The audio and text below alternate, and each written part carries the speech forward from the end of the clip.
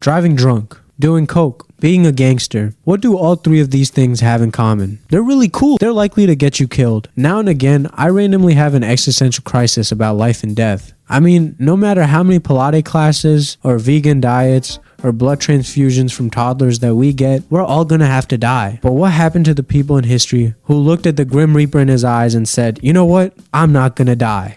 They died, yeah. Alright, let's introduce the protagonist of this video, Chinese Emperor Qin Shi Huang. So Qin Shi Huang was born in China during this time called the Warring Period, where nobody had absolute power, so everybody was killing each other to get that power. That was until Qin Shi Huang got on the scene, and through a lot of military history that I'm way too lazy to read, was eventually able to take over all of China and start his own Qin dynasty. And you know what? He was also a rather chunky guy according to a lot of these paintings. You know, just an observation. So one day, Qin Shi Huang was riding in a carriage when a 160-pound hammer went crashing through his carriage, sadly killing him. Except the real Qin Shi Huang was in another carriage, which means he had barely survived with his life. Qin Shi Huang got a bit of a scare from this, and to make sure he never died from an assassination attempt, he decided to find the fated potion of immortality. It was around this time when Qin Shi Huang heard of a mysterious man on Zifu Island who had all the secrets of life and immortality. So Qin Shi Huang, in all his thickness, made his way up Zifu Mountain,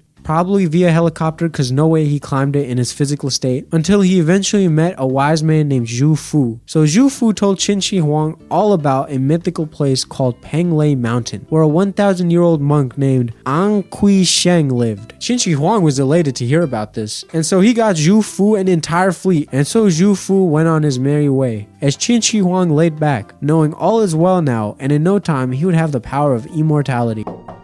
Hey, big guy. Big guy? Oh, I mean guy of average BMI. Yeah, that sounds better, buddy. That's what I thought. Anyway, where's my potion? About that. Basically, I kind of made this whole thing up and I made up nothing. Yeah. He told me he would give you the potion and everything. He just needs 6,000 super hot girls as a sacrifice. Yep, yeah, that's what he told me. Actually, they all need to be virgins too. You want to sacrifice 6,000 innocent citizens of mine? Oh, dude, why didn't you tell me? Yeah, here you go, man. Dude, thanks, dude. So Qin Shi Huang gave Zhu Fu his fleet again with 6,000 virgin girls and sent him off, where he threw Playboy-level mansion parties on his boat for a while. Okay, I don't actually know if that happened. I'm just imagining that's what he did. Anyway, in the meantime, if you thought people changing their pronouns was a recent thing, think again, because Qin Shi Huang was trailblazing by changing his pronouns to Huang Di, which means emperor, and changed every other Chinese person's pronoun to Wu, or worthless body. So overall, pretty progressive of him. He also started to never leave his palace. In fact, the only way he would even leave his compound was through a network of secret underground tunnels, and he was doing all this because he was worried of any dark spirits that would catch him lacking and kill him. Anyway, Zhu Fu eventually came back, again without the potion, but he told Huang Di he was super close to getting the elixir, but there was this giant sea monster in the way. Qin Shi Huang was getting super impatient though, so along with a bunch of archers, Qin Shi Huang decided he would go along with Zhu Fu to finally find the potion. Also, the 6,000 girls were never brought up again. I have no clue what happened to them. Anyway, luckily for Zhu Fu, they did eventually come across a giant sea monster, except it was actually a whale and they just killed it. After that, they all came back to Zifu Island, where Qin Shi Huang wrote into a rock, "Came to Fu, saw enormous stone, and shot a fish." Which is, pretty nice and cute message. If I was strolling across and I just saw this, I would instantly make up some headcanon about a naive 5-year-old from 1,000 years ago who decided to write what he did that day. I guess knowing who Qin Shi Huang kind of ruins that, but anyway, after they killed this giant sea monster, Qin Shi Huang told Zhu Fu to find the potion again, and for real this time, or else. And so Zhu Fu left again to go on his merry way, and then he never came back. Hey, dumbass! Hey, listen, I gave you a fleet, I given you 6,000 virgins, I given you an army of archers. If your ass does not give me this elixir this time, I'm going to kill you. You got that?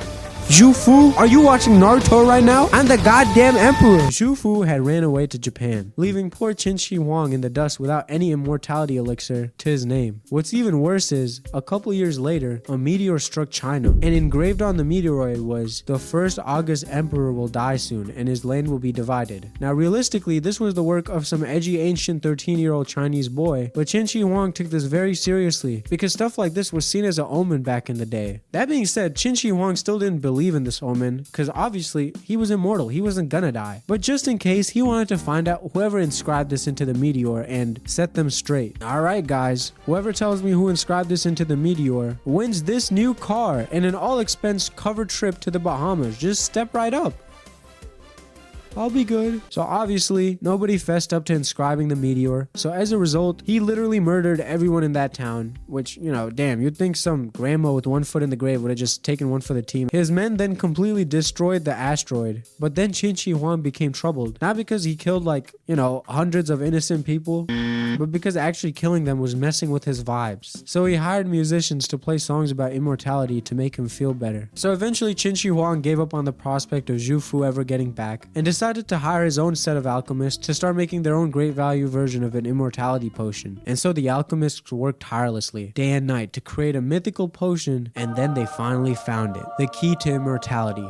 Mercury. They fed him mercury, and then he died. Rest in peace. So, you know what guys, moral of the story, enjoy life, because we're all gonna go anyway, right? So you might as well enjoy it instead of hyper focusing on how or when it's gonna end. All right, also, you know, just don't drink mercury. Anyway, hope you guys enjoyed. Subscribe, click the notification bell so you can see all my new uploads, like, comment, all that. I'll see you guys next time. Goodbye.